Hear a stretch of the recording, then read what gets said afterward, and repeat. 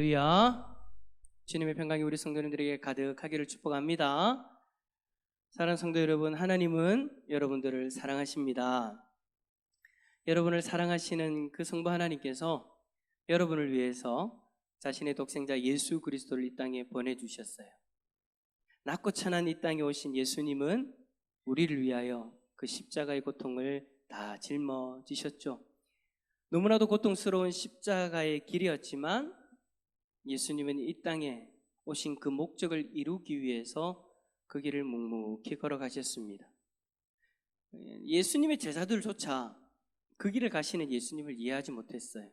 왜 그렇게 가셔야 되는지, 왜 그렇게 죽으셔야 되는지 예수님께서 충분히 설명을 해 주었지만 그들은 예수님 입장에서 그 일들을 바라보는 것이 아니라 자신들의 입장에서 그 일을 바라봤기 때문에 그 십자가의 길에 대해서 올바로 알지 못했죠. 오해한 거예요. 왜 그렇게 허무하게 죽어야 됐는지 깨닫지 못했죠. 예수님을 다시 만나기 전까지는 그랬다라는 겁니다. 하지만 예수님이 십자가에서 죽으심으로 우리에게는 놀라운 일들이 일어났어요. 세상이 이해하지 못하고 제자들조차 이해하지 못했지만 그 십자가의 묵묵히 길을 걸어가신 예수 그리스도로 말미암아 우리에게 놀라운 일이 일어났다라는 겁니다. 그것은 죄의 종으로 살던 우리가 더 이상 죄의 종이 아니라 영광스러운 하나님의 자녀가 되었다라는 것입니다. 성부 하나님은 독생자 예수 그리스도를 통해서 그렇게 우리를 부르셨어요. 그 부르심에 믿음으로 응답한 이는 이제 성부 하나님을 아버지라고 부를 수 있는 자녀의 권세를 가지게 되었죠. 그 권세로 인하여서 저와 여러분이 지금 이 자리에 있는 줄 믿습니다. 그런데 하나님은 우리를 자신의 자녀로 삼기 위해서 태초 전부터 우리를 이미 선택하셨다라고 그렇게 성경은 이야기합니다.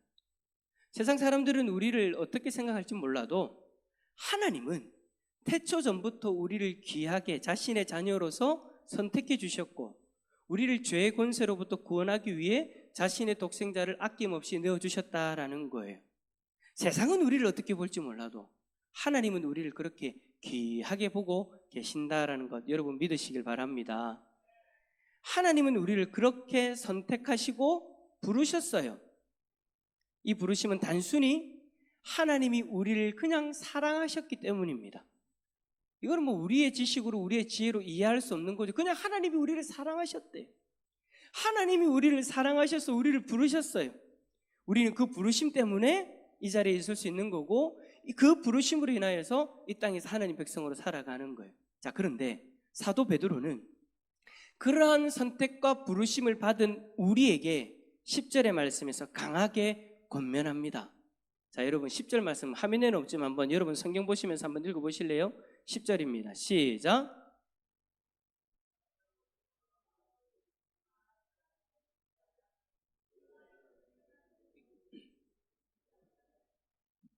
아멘.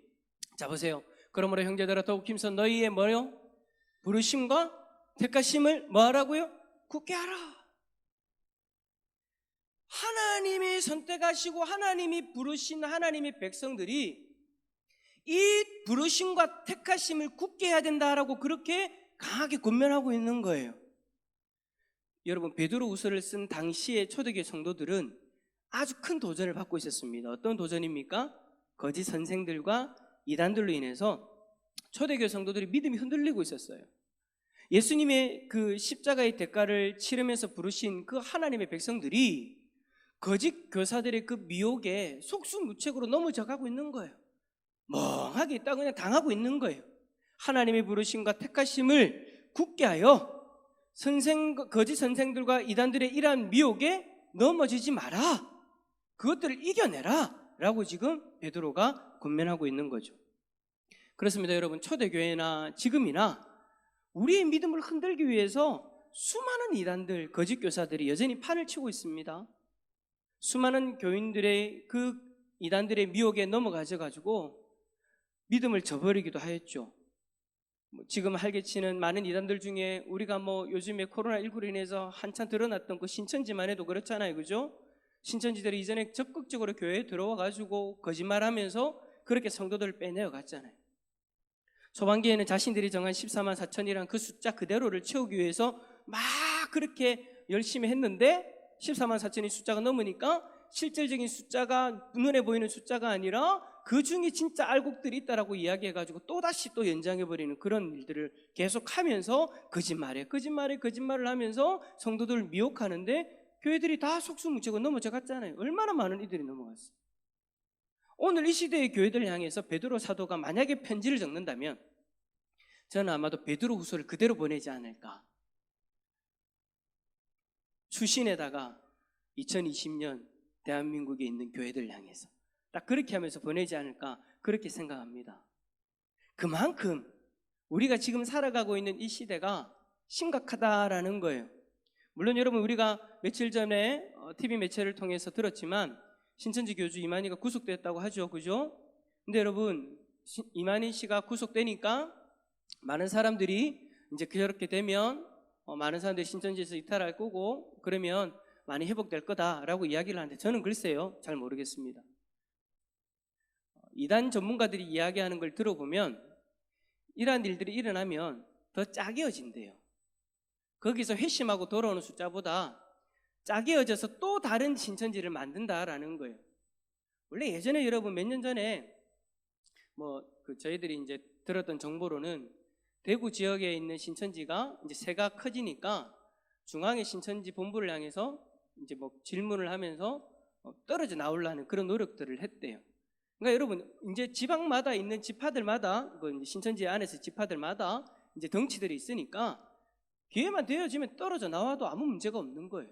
신천지의 이만희 교주가 지금 잡혀 있으니까 그걸 구실로 해가지고 이제 떨어져 나오는 거죠. 그렇게 되면 또 다른 신천지가 생기는 거예요. 여러분 또 다른 신천지가 나오면 또 거기서 또 어떻게 되겠어요? 14만 4천도 채워야 된다. 더 거짓말로 교회들을 공격할지 몰라요. 여러분 말세에는 그러한 일들이 일어난다라고 요한계시록은 분명히 우리에게 경고하고 있어요. 절대 더 심해지면 심해졌지 덜하지는 않을 거예요.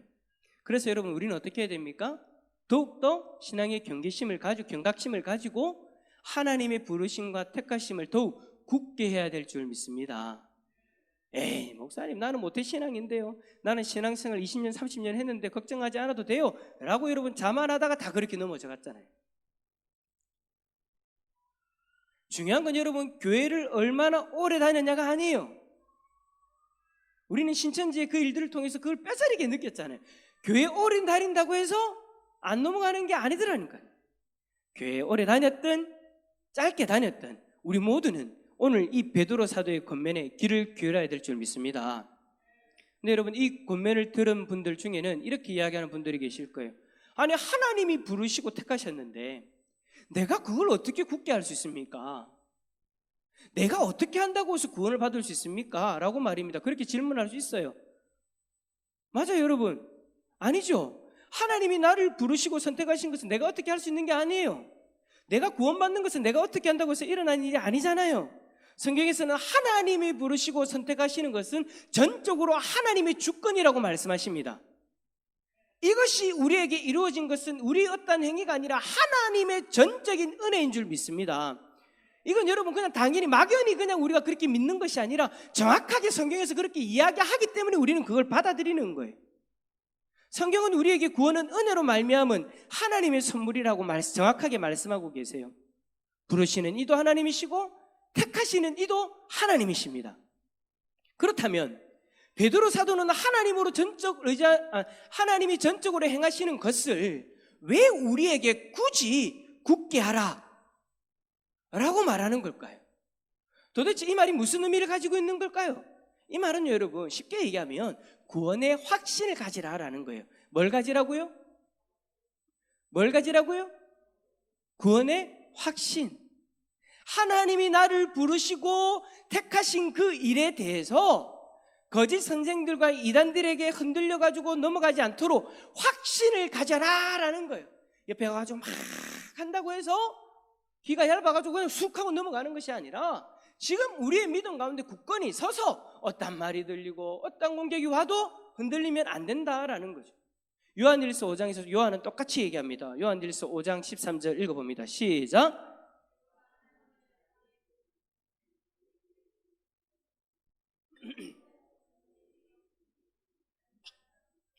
아멘. 이 말이 그 말이잖아요. 확신해라. 확신해라. 그러므로 여러분, 베드로 사도가 우리에게 강력하게 권면하는 것은 흔들리지 않는 구원의 확신. 여러분, 여쭤봅시다. 구원의 확신이 있습니까? 주일날도 제가 그런 비슷한 말씀을 드렸죠. 오늘 죽어도 천국 갈 확신이 있어요? 예수 그리스도로 인하여서 여러분들의 죄의 그 삭시 해결된 줄 믿습니까? 진짜요? 오늘 죽어도 돼요? 전부 다 계속 하면 안 해? 마지막 질문 하면 알 줄 알았는데, 야, 역시 옆에 있는 분 바라보면서 대단하십니다. 시작. 좋아요. 우리는 항상 그 확신 가운데 거해야 돼요. 근데 참 사람이요, 분명히 이렇게 이야기할 때 다 확신이 있어요. 근데 희한하게 환난이 다가온다든지 몸이 아파온다든지 좀 약해지기 시작하면 희한하게 이 확신이 흔들리더라고요. 그래서 여러분, 우리는 이 확신이 흔들리지 않도록 하기 위해서 오늘 베드로 사도가 권면하는 두 가지의 귀를 기울여야 됩니다. 이 두 가지가 여러분들 가운데 온전히 자리 잡을 수 있기를 축복합니다. 첫 번째는 뭐냐? 하나님과 우리 주 예수를 알아야 돼요. 알아야 돼요. 자, 2절 말씀 읽어봅시다. 2절 시작. 하나님과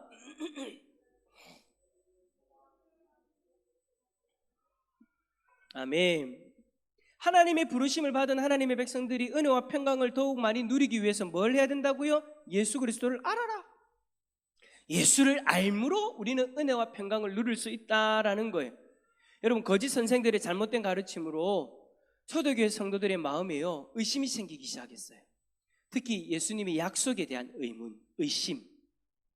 이때 당시에 여러분, 설교들은 대부분 어떤 내용들이었냐면, 마지막 때가 가까웠다. 하늘로 올라가신 그가 그 모습 그대로 다시 내려오실 것이다. 그때 주님이 약속하신 심판이 임할 것이다. 그러니까 악한 자들의 그 핍박에 넘어지지 마라. 쓰러지지 마라. 믿음을 포기하지 마라. 그 마지막 때를 바라보면서, 다시 오실 그날을 바라보면서 지금의 이 고통을 이겨내야 된다. 그거 하나만 바라보고 지금 초대교회 성도들이 이겨내고 있는 거예요. 근데 거짓 교사들이 다가와가지고 이야기를 하는데 거기에 대한 의심이 생기게끔 만들어버리는 거예요. 그리고 이 말을 듣는 사람들은 거기에 마음이 기울어지기 시작합니다. 그래서 베드로 사도는 이절 말씀으로 우리에게 하나님과 주 예수를 제대로 알아야 된다. 제대로 알아야 이 마지막 때에 흔들리지 아니하고 마음의 은혜와 평강을 충분히 누릴 수 있다. 사랑하는 성도 여러분, 지금 우리도 예수 그리스도를 제대로 알아야 되는 줄 믿습니다. 하나님과 예수님을 제대로 알아야 되는 거예요. 우리가 예수님을 제대로 알지 못하면 우리는 여러분 돌아서면 흔들려 버립니다. 사랑하는 사람도 그 상대방의 마음을 제대로 모르면 조그만 일이 다가와도 흔들리잖아요. 우리가 예수님을 바라보고 예수님 한 분만 의지하면서 살아가는데, 마지막 날 그날을 바라보면서 천국을 바라보면서 살아가는데 예수님에 대해서 잘 몰라요. 그러면 여러분, 세상의 이야기, 이웃의 이야기, 오만 유혹들에 여러분 우리는 흔들릴 수밖에 없죠.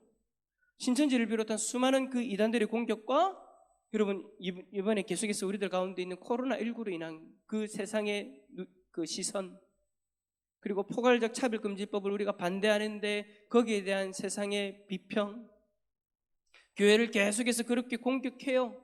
근데 그러한 소리들을 들었을 때 우리 안에 예수님을 정말 제대로 안다면, 성경을 제대로 안다면 우리는 그러한 공격을 잘 이겨낼 수 있을 거예요. 그런데 문제는 모르면 흔들리는 거예요. 모르면 넘어지는 거예요. 포괄적 차별금지법도 마찬가지잖아요. 어느 교단 목사님들은 차별금지법을 찬성합니다 하면서 막 앞장서는데 TV에서 그거 딱 나오는 거 보면, 엄마야, 어느 목사님들은 저런데 우리 교회는 왜 저래 유별나게 하노? 뭐 때문에요? 모르니까. 뭘 몰라요? 성경을 모르니까. 여러분, 그분들 목사님은요 대부분이 성경을 안 받아들이는 분들이에요. 성경을 우리가 믿는 것처럼 믿지 않는 분들이에요. 어떤 분들은요 기적을 빼고 믿는 사람들이에요. 예수님을 하나님의 아들로 안 믿는 분들도 많아요. 실질적으로 저는 그런 질문들을 어떤 목사님들한테 많이 들었어요. 우리 교단 말고, 그러니까 좀 우리가 좀 신학적으로 이야기하면 자유주의, 그러니까 좀 우리가 정치적으로 이야기하면 진보 쪽 목사님들, 성경을 성경 그대로 받아들이지 않는 목사님들은 다 허용해요. 인정하자고 얘기를 해요. 왜? 성경을 제대로 안 믿으니까, 예수님을 제대로 모르니까, 하나님을 제대로 모르니까, 하나님이 싫어하는지 아닌지를 모르니까, 그러니까 이상한 소리를 하는 거죠. 그런 말을 들으면 나도 만약에 제대로 모르면 엄마야 목사님들 이야기 안 해? 그러면 이제 우리도 오케이 해야 되겠네? 하고 넘어가 버리는 거예요. 코로나19로 인해서 예배에 대해서 막 여러 가지 이야기들을 하면 우리가 예배에 대한 어떤 성경적인 그 관점이 제대로 서 있지 않으면 아마 지금도 여러분들은 다른 곳에서 온라인이나 아니면 여러분들 나름대로 뭐 그냥 해야 되는 편한 어떤 것들을 찾아서 하고 계실 거예요. 그래도 오늘 여기에 나오신 여러분들은 그래도 성경적 예배관을 가지고 있는 줄 믿습니다. 물론 오늘 안 나왔다고 해서 그런 건 아니에요. 그런 건 아니고 다 사정이 있어서 못 나오는 건데, 그래도 여러분 코로나19로 인해서 우리가 두려운 마음들이 있는데도 불구하고 이 자리에 왔다는 것 자체가 우리가 그런 성경관을 가지고 있기 때문에, 제대로 알고 있기 때문인 줄 믿습니다. 우리가 제대로 아는 것이 이만큼 중요하다라는 거예요. 초대교회 성도들은 그렇게 예수님을 오해하게 되었고 그로 인해서 불신앙의 삶을 살기 시작하는 그런 어떤 기로에 서 있었다라는 거예요. 사랑하는 성도 여러분, 예수님을 알아가는 일에 열심을 낼 수 있기를 바랍니다. 그렇다고 해서 밖에 나가가지고 이상한 데 가라는 얘기는 아니고, 성경 공부 이상한 데 가서 하라는 건 아니고, 교회 안에서 예배를 드리면서 또 성경대학이나 교리대학이나 앞으로 되어질 또 우리 양육과 훈련을 통해서 예수님을 제대로 알아갈 수 있기를 바랍니다. 그리고 여러분들이 있는 자리에서 성경을 좀 보셨으면 좋겠어요. 여러분들 스스로가 예수님을 아는 데 열심을 가지셨으면 좋겠어요. 그 예수님을 제대로 알아야 옆에 있는 사람 바라보면서 흔들리지 않습니다. 흔들리지 않습니다. 한 번 더 이렇게 고백합시다. 권면합니다. 예수님을 바로 합시다. 할렐루야. 자, 마지막 두 번째로 우리의 부르심과 택하심을 굳게 하기 위해서는 어떻게 하라고 하느냐? 신성한 성품에 뭐 하라고요? 참여해라. 4절 말씀 읽어보겠습니다. 4절입니다. 시작.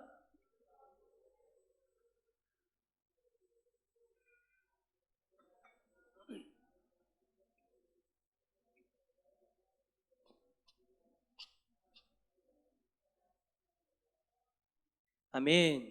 여러분, 사도 베드로는요, 우리가 세상에 썩어질 것을 피하라고 권면하면서 뭐라고 이야기하냐면 신성한 성품에 참여해라 라고 이야기합니다. 여러분, 신성한 성품이 뭡니까? 신성한 성품이라고 하는 것은 5절부터 7절까지 쭉 설명되어져 있는 성품들을 이야기를 해요. 근데 이 신성한 성품을 원어적인 말로 이야기하면 뭐라고 얘기하는 거냐면 신의 본성, 뭐라고요? 신의 본성을 의미하는 거예요. 그러니까 베드로 사도는 믿음 있는 우리에게 이제 우리를 부르신 하나님, 그 신의 본성에 참여해야 된다. 참여해야 된다. 우리 쪽에서 말하는 거예요. 움직여라는 거예요. 이제 우리가 구원을 받았다면 이제 우리가 열심을 가지고 신의 성품에 참여해야 된다. 노력해야 된다라는 거예요. 이것은 여러분, 예수 그리스도와의 참된 연합을 통해서 성령의 교제로 신의 성품에 참여하게 되는 것을 의미하는 겁니다. 쉽게 말하면 예수 그리스도로 말미암아 죄의 문제를 해결한 하나님의 백성들은 자신의 의로 신의 성품을 가지는 것이 아니라 내 안에 내주하고 계시는 성령님과의 교제를 통해서 그분의 성품에 참여하는 자가 되어진다라는 거예요. 내 안에 계시는 성령 하나님과를 교제함을 통해서 어디에 참여하게 되어진다고요? 신의 성품, 하나님의 성품에 참여하게 되어진다. 여러분, 우리는 예수님 믿기 전에 무슨 권세 아래 살았던 사람들이에요? 하지나 무슨 권세로 살았던 사람들이니? 무슨 권세 아래에 살았던 사람들이니? 하지나 기프티콘 줄게, 좀 대답 좀 해라. 죄의 권세 아래에서 죄를 지으면서 살아가는 존재였는데 이제 예수님 믿고 나니까 죄의 권세로부터 벗어나게 된 거예요. 이제는 하나님의 영향권 아래에 들어와 가지고 하나님의 성품 아래에서 살아가는 존재가 됐다라는 거예요. 그러니까 이제 죄의 성품을 쫓는 것이 아니라 누구의 성품요? 하나님의 성품을 쫓아라라는 거죠. 그러한 하나님의 성품에 대해서 구체적으로 5절부터 7절까지 쫙 설명합니다. 간단하게 한번 살펴봅시다. 제일 첫 번째가 뭐냐? 따라서 합시다. 믿음. 제일 첫 번째가 시작이 믿음인 거예요. 어떤 사람은 믿음이 전부라고 생각하는데 믿음이 전부가 아니에요. 믿음은 따라서 합시다. 시작입니다. 시작인 거예요. 성령 하나님이 우리에게 오셔서 예수 그리스도를 믿는 믿음을 주셔가지고 믿음이 딱 생겼어요. 여기서부터 하나님 백성으로서 시작, 여기 땅 하는 거예요.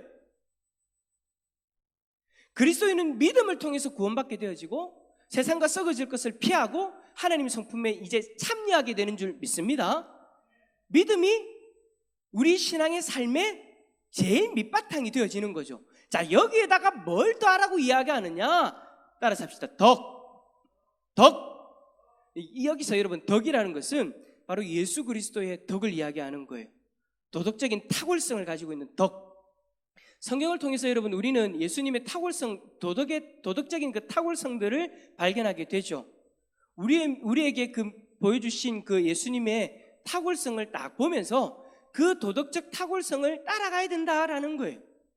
이것은 여러분 예수님을 믿음으로 말미암아 그에게 집중된, 그러니까 예수님을 바라보면서 예수님이 하신 말씀, 예수님이 행하신 그 일들을 우리가 집중하면서 살게 되어지면 자연스럽게 그분을 따라갈 수밖에 없다라는 거예요. 꼭 아들이 아버지를 바라보면서 싫든 좋든 어느 순간 아버지를 닮아 있듯이 우리가 예수 그리스도를 사랑하는 마음으로 예수님만 바라보며 이 땅 가운데 살아가면 예수님을 닮아가게 되는 줄 믿습니다.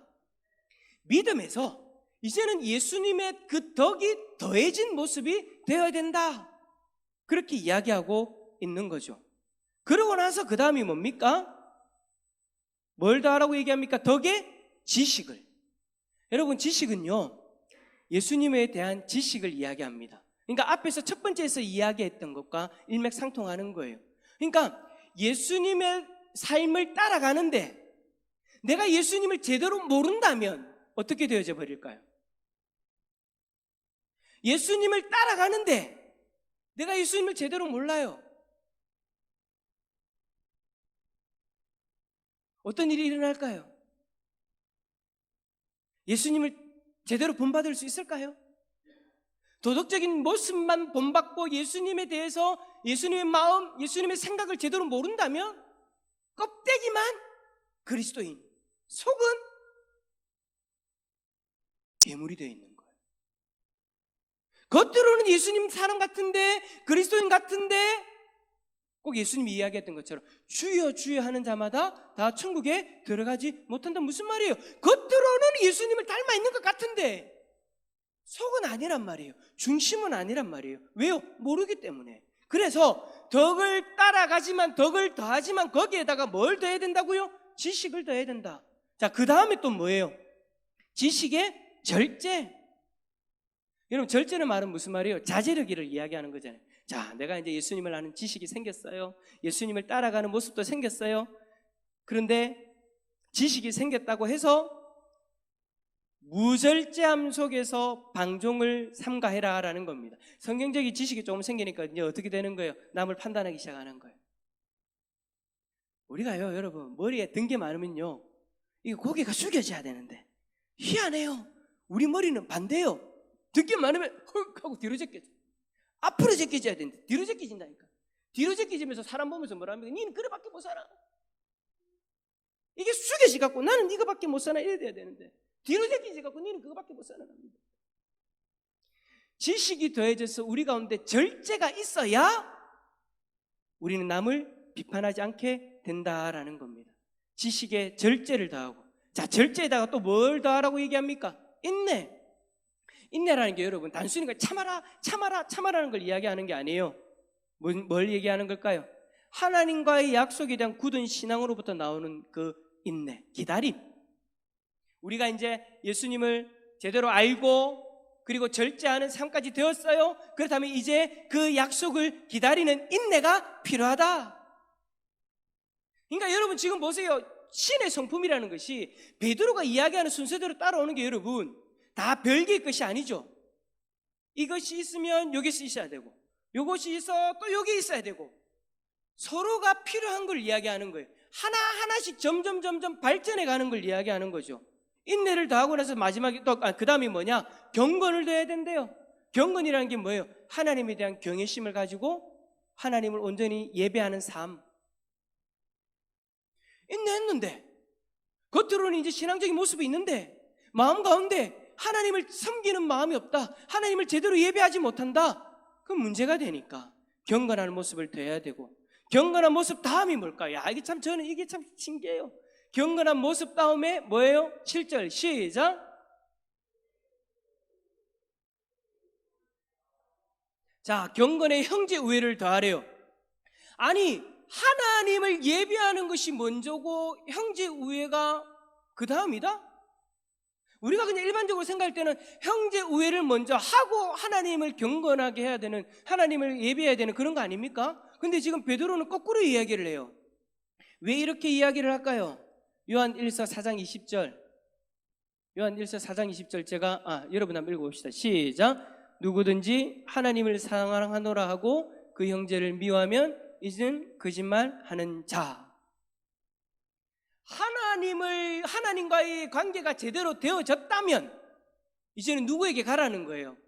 형제에게 가서 사랑을 나눠야 된다라는 거예요. 근데 내가 하나님을 사랑합니다 라고 이야기를 해놓고 형제 자매에게 가가지고 여전히 상처를 주고 세상적인 방법으로 대한다면 여러분, 그 사람은 어떤 사람? 거짓말하는 자. 이런 사람이 참 많아요. 교회 안에 참 많아요. 우리 안에 교회는 많다는 게 아니고 교회들마다 많아요. 희한해요. 하나님은 제대로 섬기는 것 같은데 형제 자매는 사랑하지 않아요. 하나님에 대해서는 은혜를 받고 눈물을 주룩주룩 흘리는데 이웃을 향해서 눈물 한 방울도 안 흘려요. 그런 사람은 어떤 사람이라고요? 그냥 저 말씀 그대로예요.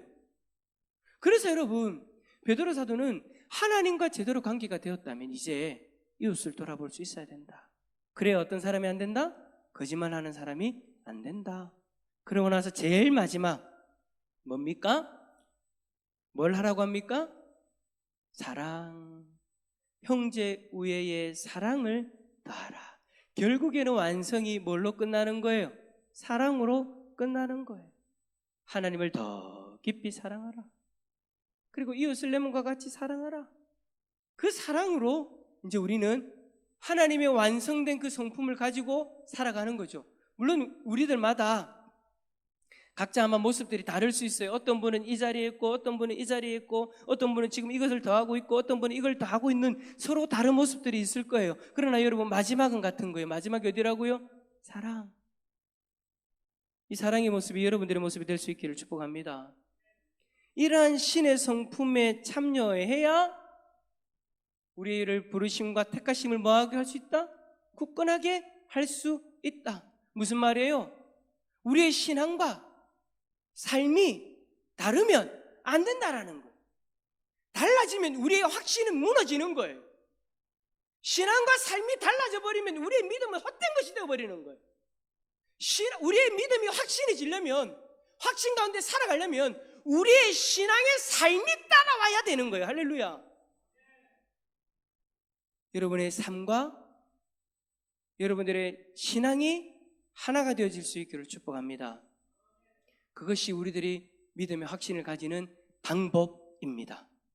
그것이 이 마지막 시대를 살아가는 우리의 모습인 줄 믿습니다. 이런 모습으로 거짓 교사와 이단들의 공격을 이겨내는 우리 성도님들 다 될 수 있기를 예수 그리스도 이름으로 축원합니다.